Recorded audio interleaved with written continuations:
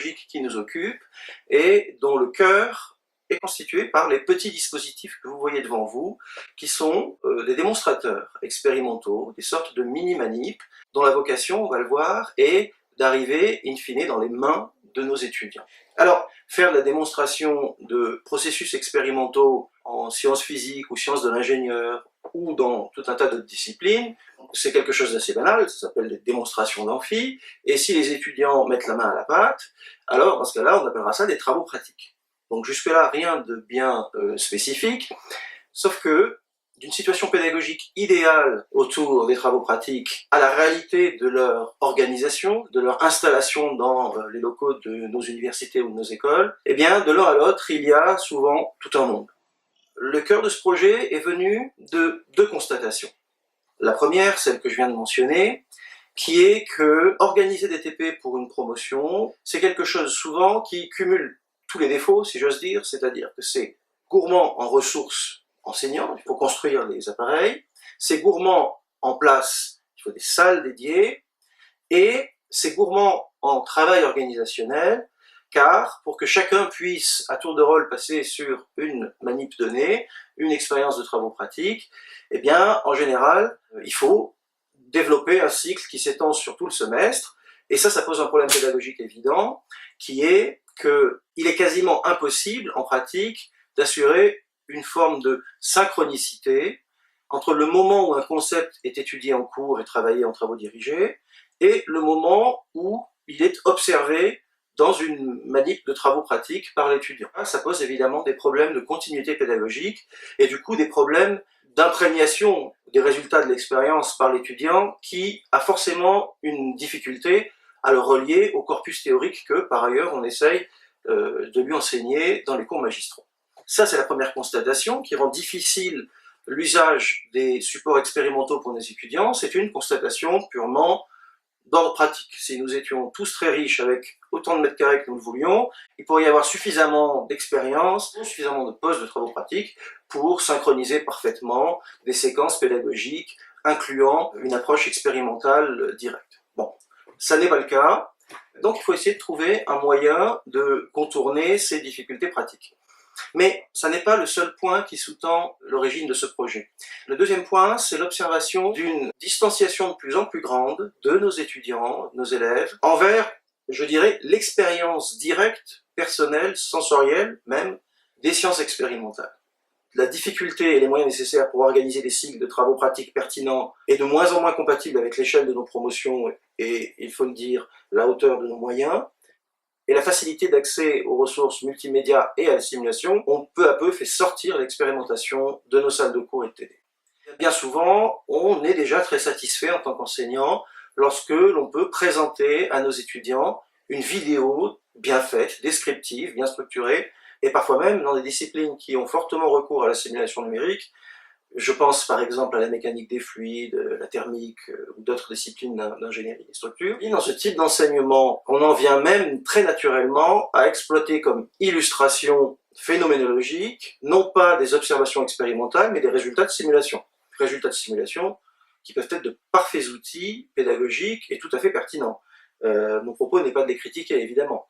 Mais mon propos ici est de souligner que le rapport finalement de nos étudiants à l'observation directe et à la mise en œuvre personnelle, presque sensorielle, d'une observation expérimentale sur un phénomène, eh bien ce rapport est devenu de plus en plus distant. Et ça, c'est un problème. Et c'est un problème non seulement conceptuel, on le voit très souvent dans la confiance excessive que beaucoup de nos étudiants, voire d'ingénieurs formés, portent dans les résultats de simulation sans même avoir fait des tests de convergence ou des confrontations expérimentales. Donc ça pose un problème de compétences, et ça se pose un problème presque, on dirait, ontologique, du rapport à ce que c'est qu'un fait expérimental. Et puis, cet état de fait pose aussi un problème d'ordre purement pédagogique. En effet, la démonstration expérimentale réalisée en cours ou en travaux dirigés devant l'étudiant, qui maintenant passe le plus souvent par la projection d'une vidéo, eh bien, elle a perdu son côté événementiel. Elle a perdu cette cassure de rythme très particulière qui survenait lorsque, au milieu d'une explication un peu laborieuse, pleine d'équations et très technique sur un phénomène physique, un enseignant soudain sortait un appareil posé devant nous sur la table, illustrant ce qu'il était en train d'expliquer ou ce qu'il allait expliquer d'une manière qui atteignait directement nos sens, qui intégrait l'espace collectif de la salle de classe. Et ça a une puissance mnémotechnique absolument gigantesque. Je pense que chacun d'entre nous se souvient très bien d'épisodes dans nos cours de collège où nous avons pu manipuler tel ou tel objet, où nous avons pu mesurer telle ou telle chose, mais en les touchant physiquement avec nos mains et les mettant en relation avec le cours théorique associé. Et je pense qu'on a tous un souvenir beaucoup plus marquant de ces épisodes-là que des cours associés, voire même que des professeurs associés. Alors, il y a encore une dizaine ou une quinzaine d'années, on était là face à une limitation d'ordre technique difficilement contournable. Construire une installation de travaux pratiques et y faire passer toute une promotion d'élèves, les uns après les autres, c'est quelque chose qui donc coûtait très cher à la fois en temps de personnel, mais aussi en coût matériel et en disponibilité de surface pédagogique. Mais aujourd'hui, plusieurs éléments d'ordre technologique ont modifié cette donne-là. Le premier élément qui a modifié cet état de fait, indirectement, il provient du marché d'abord des smartphones et de l'Internet des objets qui se développe. Quel rapport avec nos travaux pédagogiques? Eh bien, le rapport, c'est la massification de la production de capteurs de toutes sortes et d'excellente qualité. La conséquence, c'est que le marché des capteurs a totalement évolué. Pour peu qu'on ne cherche pas l'extrême haut de gamme en précision qui reste un marché de niche pour les applications scientifiques et techniques, eh bien, pour peu qu'on se contente en quelque sorte des capteurs pris sur étagère dans le marché, eh bien, les volumes de production sont devenus tellement gigantesques que le moindre capteur qui aurait coûté plusieurs dizaines, voire centaines d'euros il y a encore 15 ans, peut se trouver à moins de 10 euros. On va trouver très facilement des centrales inertielles à 9 degrés de liberté, des accéléromètres, des jauges de déformation, des capteurs de pression, de température de toute gamme, sous la forme de composants, voire sous la forme de cartes intégrées, qui pour la plupart peuvent coûter aussi peu que quelques euros. En parallèle de cette évolution du marché des capteurs, il y a eu l'ouverture et une certaine massification relative des microcontrôleurs, donc des cartes de commande pouvant piloter une expérience ou lire le résultat d'un capteur. Je pense évidemment aux deux grandes familles qui dominent ce marché-là à la date où cette vidéo est enregistrée. Les mini-ordinateurs sur carte du type Raspberry Pi, par exemple, ou bien les microcontrôleurs des familles Arduino et compatibles. Alors, si vous associez la facilité d'accession à ces objets, à la fois en termes de coût et en termes de courbe d'apprentissage, avec la massification du marché des capteurs, eh bien, il est devenu possible maintenant de créer des outils métrologiques, de véritables instruments de mesure pour moins de 20 euros chacun.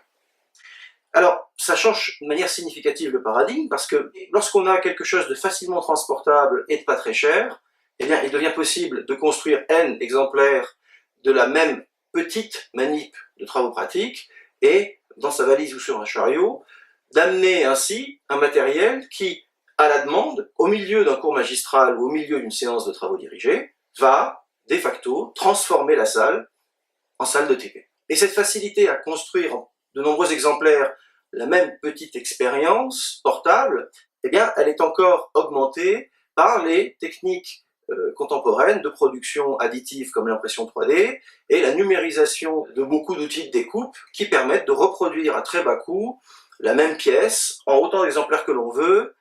Alors, je vais détailler ici chacun de ces objets, c'est un petit échantillonnage pour que chacun ait une vue un petit peu qualitative de ce à quoi ces petites expériences peuvent ressembler.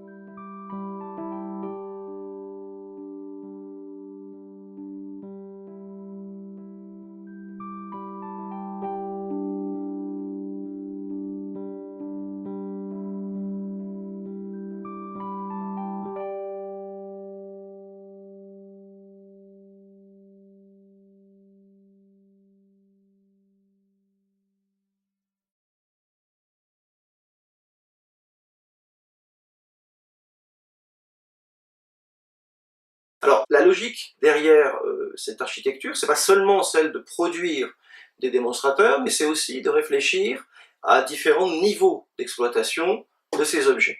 Alors, le premier niveau, eh bien, c'est le plus simple, évidemment, c'est amener un démonstrateur et faire la démonstration du phénomène physique en classe ou en amphithéâtre devant nos étudiants. Mais l'exploitation pédagogique ne s'arrête pas là. En effet, on peut imaginer introduire ces démonstrateurs dans des séances de travaux dirigés qui porteraient sur la modélisation d'un phénomène que ces démonstrateurs illustrent ou permettent de mesurer, mais dans lequel, d'une certaine manière, la solution de l'exercice de modélisation classique ne serait pas donnée par le professeur via une application numérique dont l'enseignant vérifierait la justesse ou pas. La vérification de la qualité de la modélisation proposée par l'étudiant et des applications numériques associées, elle se ferait directement en effectuant les mesures nécessaires sur les démonstrateurs. Donc on commence à mettre un premier pied ou un doigt de pied dans un cycle de démarche expérimentale où on observe un système, un phénomène, on en construit une modélisation, et évidemment c'est au regard de l'expérimentation que la confrontation se fait entre le modèle et le phénomène, et que la vérification de la qualité de la modélisation se fait.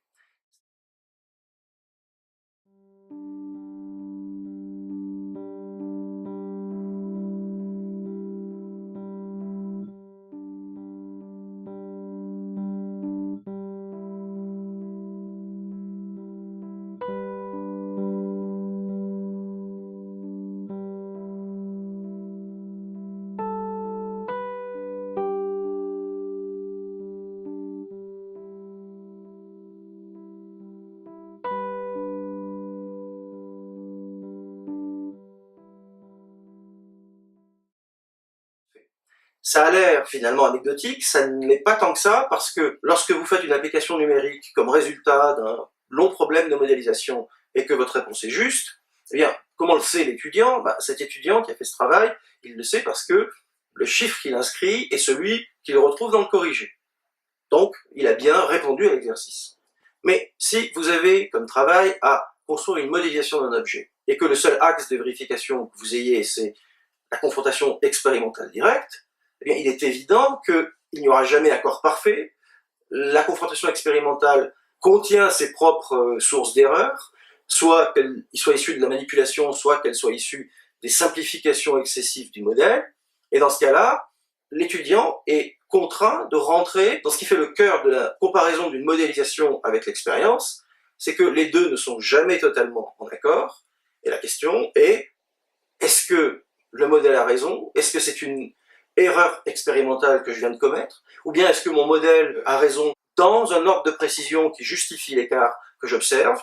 Ou bien est-ce que vraiment j'ai fait une erreur de modélisation ou d'application numérique?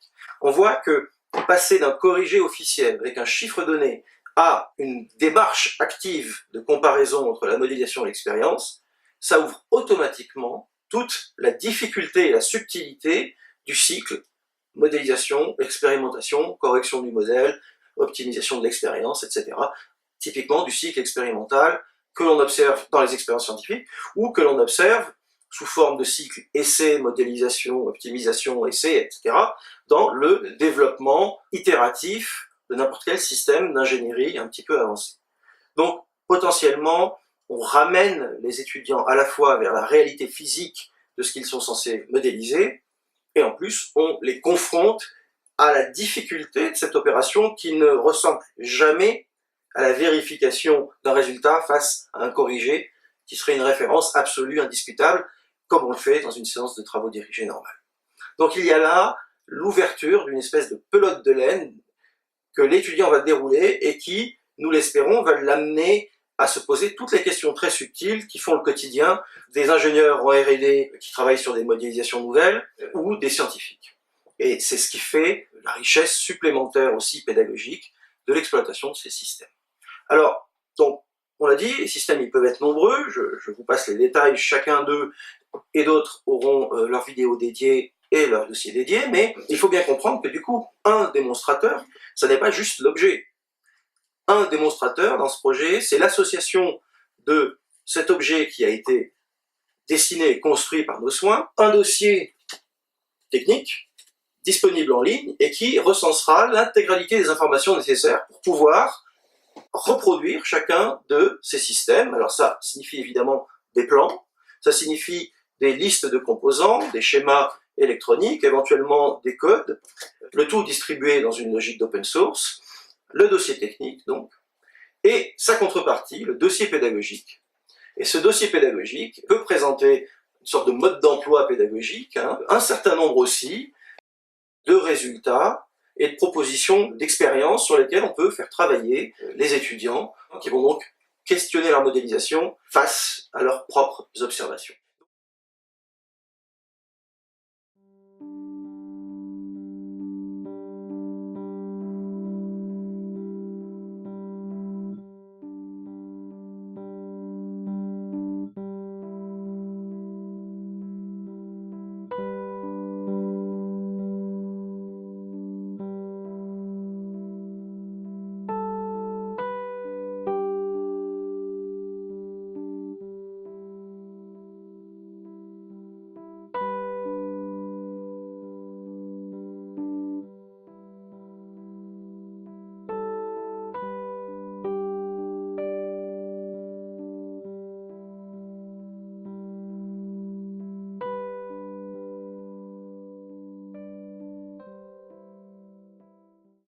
Donc, finalement, on voit que derrière la construction et la conception elle-même de chaque objet, il y a en réalité un système qui fonctionne sur ces trois pieds.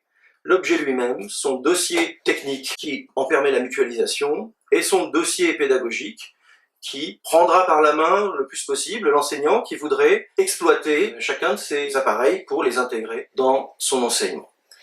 Évidemment, l'ambition de ce projet, c'est de mutualiser la pratique au plus grand niveau possible, avec une forme de réciprocité, c'est-à-dire que chaque personne intéressée par l'idée et la stratégie derrière ce projet est évidemment la bienvenue pour concevoir ses propres démonstrateurs et venir s'agréger au catalogue de démonstrateurs que petit à petit nous allons réussir à proposer avec un travail le plus mutualisé possible. Et à nouveau, j'insiste, dans une logique de distribution libre, afin que la question ni des licences ni du coût ne soit un obstacle à l'introduction de ces outils expérimentaux en salle de classe pour des enseignants à qui ça pourrait se révéler éventuellement utile dans les disciplines qu'ils enseignent. Je vous remercie de votre attention et j'espère surtout que non seulement j'aurais pu être clair dans l'explication de nos ambitions vis-à-vis de ce projet, mais que surtout je vous aurais donné envie de participer aussi à votre tour, soit à l'exploitation pédagogique de ces systèmes en construisant sur plan vos propres démonstrateurs, ou soit en la conception de nouveaux démonstrateurs qui pourraient venir nourrir une base importante qui bénéficierait évidemment à nous tous. Je vous remercie beaucoup et je suis impatient d'entendre vos commentaires et vos suggestions aussi éventuelles de nouvelles propositions de démonstrateurs.